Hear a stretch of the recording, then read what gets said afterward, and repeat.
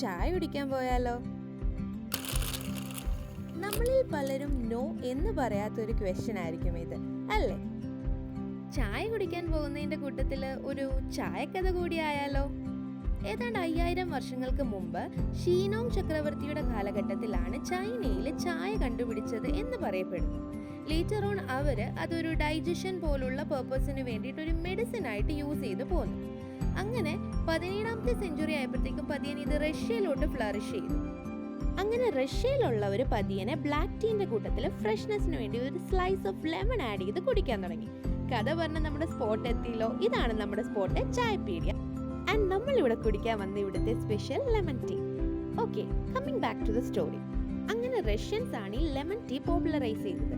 Later Indian Sri Lankan ഏരിയയിലുള്ള ആൾക്കാർ ഇതിനെ കുറച്ചുകൂടെ മോഡിഫൈ ചെയ്ത് instead of lemon slice lemon juice add ചെയ്ത് മോഡിഫൈ ചെയ്തു. അങ്ങനെ പല വെറൈറ്റീസ് ഓഫ് ടീ ഇപ്പോൾ അവൈലബിൾ ആണ്. And lemon tea is very refreshing. ഏത്തക്കപ്പം ഇല്ലാതെ എന്ത് ചായ? അപ്പോൾ നമ്മുടെ സ്പോട്ട് വന്നിട്ട് കല്യാൺ നഗറിലുള്ള ചായപീഡിയ.